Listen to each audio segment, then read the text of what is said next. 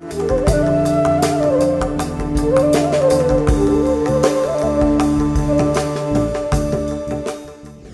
ஸ்ரீ குருப்பியோ நமக. த இந்து தமிழ் இணையதள நேயர்களுக்கு வணக்கம்.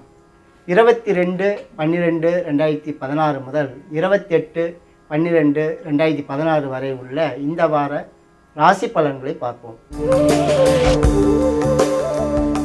மேஷ ராசி நேயர்களே, உங்கள் ராசிக்கு அதிபதி செவ்வாய் வலுத்திருக்கிறார்.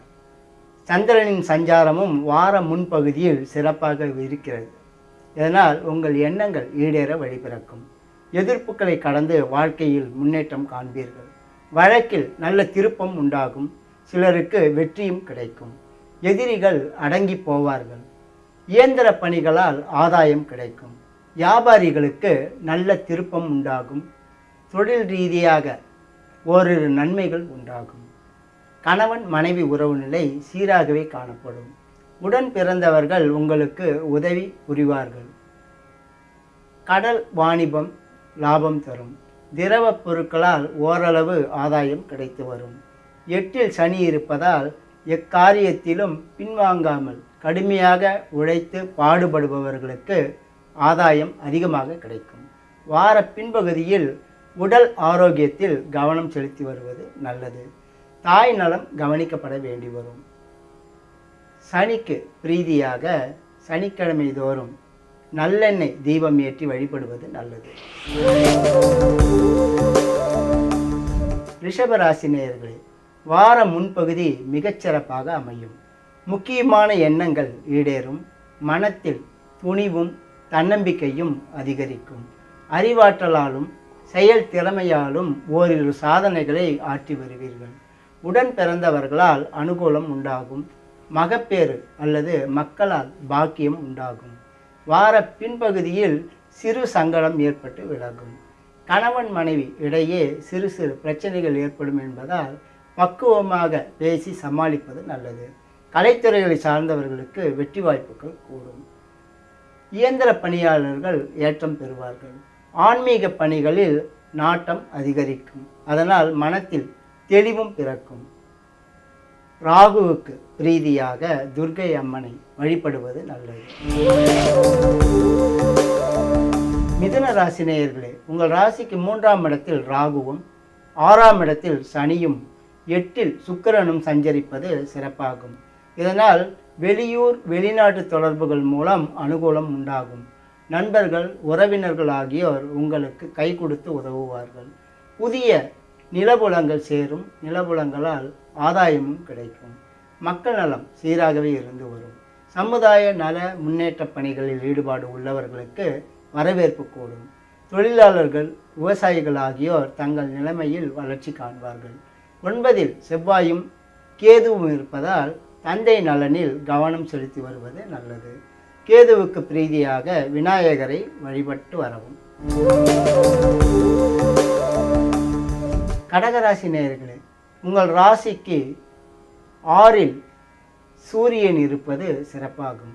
இதனால் எதிர்ப்புகளை வெல்லும் சக்தி பிறக்கும். அரசியல்வாதிகள் அரசு பணியாளர்கள் ஆகியோர் தங்கள் நிலைமையில் வளர்ச்சி காண்பார்கள். புதிய பதவி பட்டங்கள் சிலருக்கு கிடைக்கும். நல்லதொரு தகவல் வார முன்பகுதியில் வந்து சேரும். வார நடுப்பகுதியில் புதிய பொருட்களின் சேர்க்கை நிகழும். வார கடைசியில் மக்களால் சிறு சங்கடம் ஏற்படும்.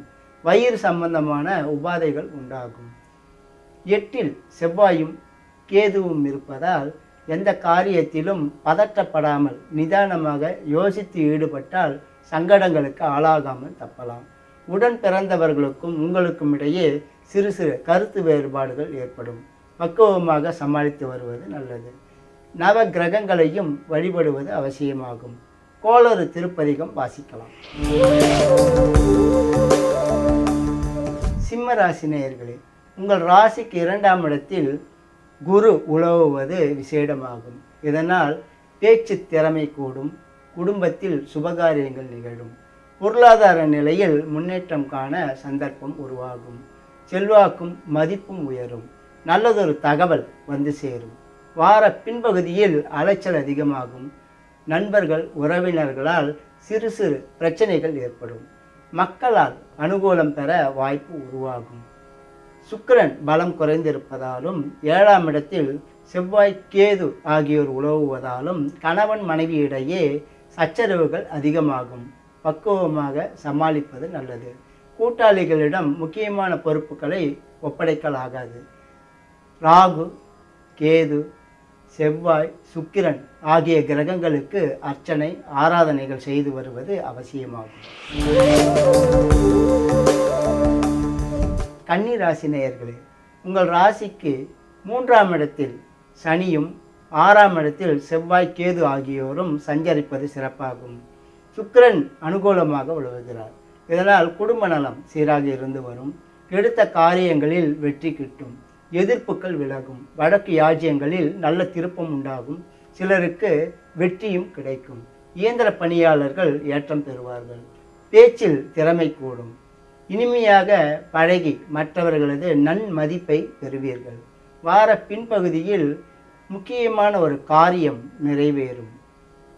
கலைஞர்கள், மாதர்கள் ஆகியோர் தங்கள் நிலைமையில் வளர்ச்சி காண்பார்கள்.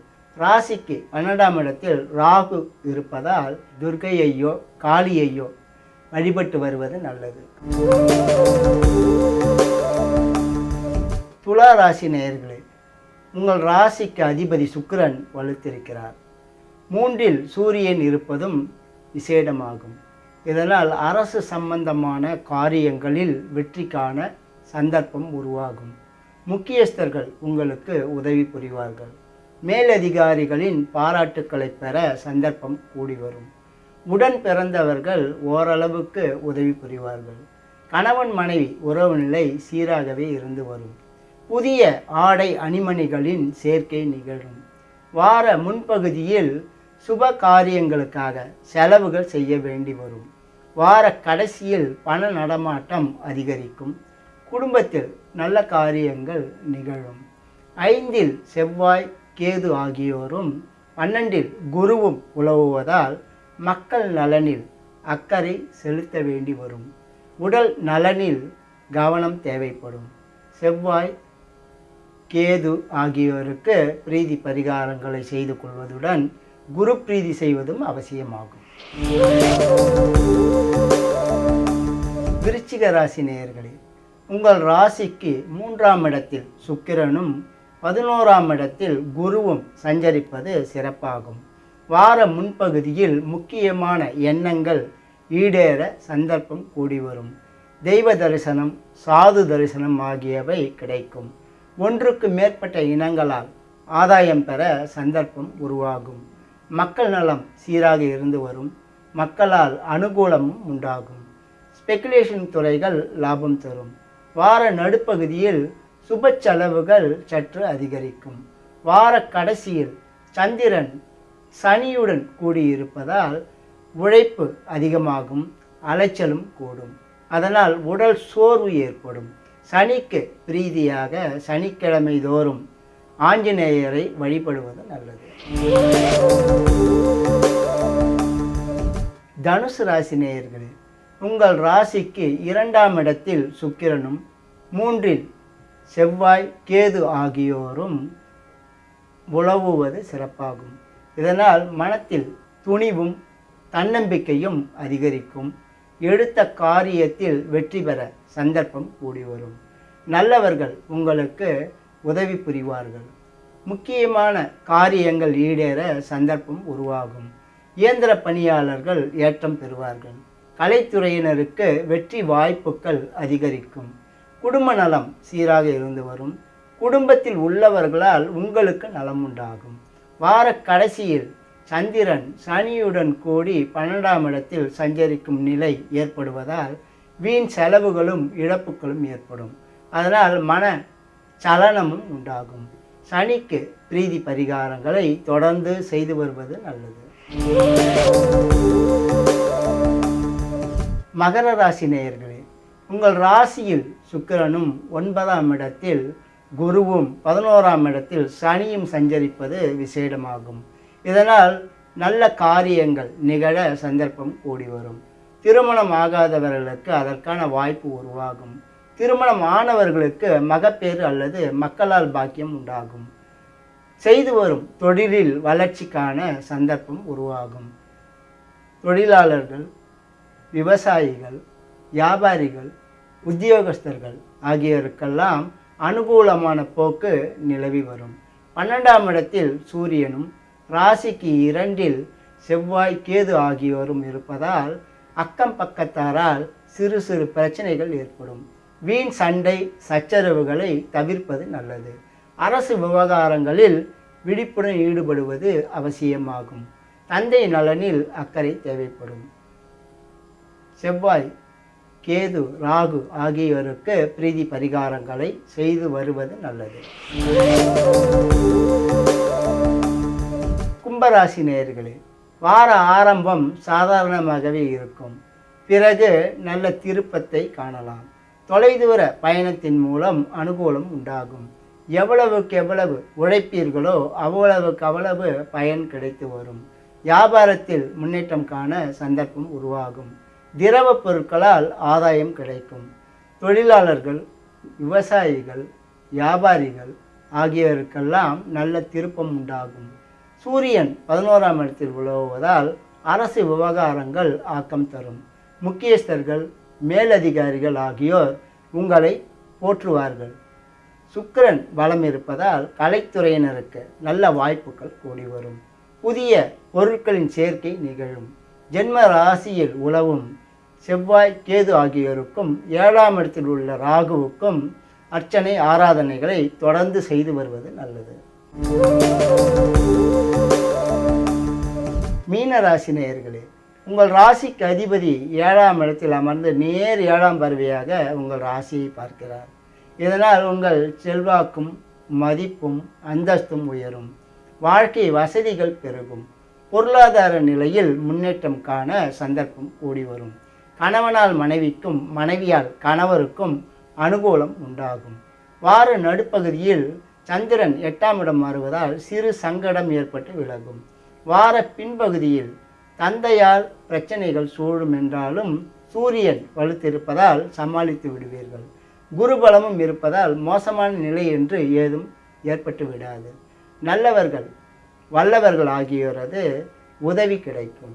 தெய்வ பணிகளிலும் தர்ம பணிகளிலும் ஈடுபாடு உண்டாகும்.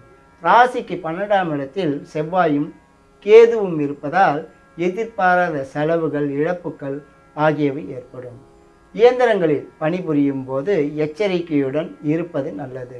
உடன் பிறந்தவர்களால் சிறு சிறு பிரச்சனைகள் ஏற்பட்டு விலகும். செவ்வாய், கேது ஆகியோருக்கு பிரீதி பரிகாரங்களை செய்து கொள்வது நல்லது. பொதுவில் இந்த வாரம் ரிஷபம், சிம்மம், மகரம் ஆகிய ராசிக்காரர்களுக்கு மிகச் சிறப்பான வாரமாக அமையும். இதர ராசிக்காரர்கள் அவரவர்களுக்கு சொல்லப்பட்டுள்ள கிரக பிரீதி பரிகாரங்களை முறைப்படி முழு நம்பிக்கையோடு செய்வதன் மூலம் நலம் கூட பெறலாம். சங்கடங்களை குறைத்து கொள்ளவும் முடியும். இனி அடுத்த வாரம் சந்திப்போம். வணக்கம்.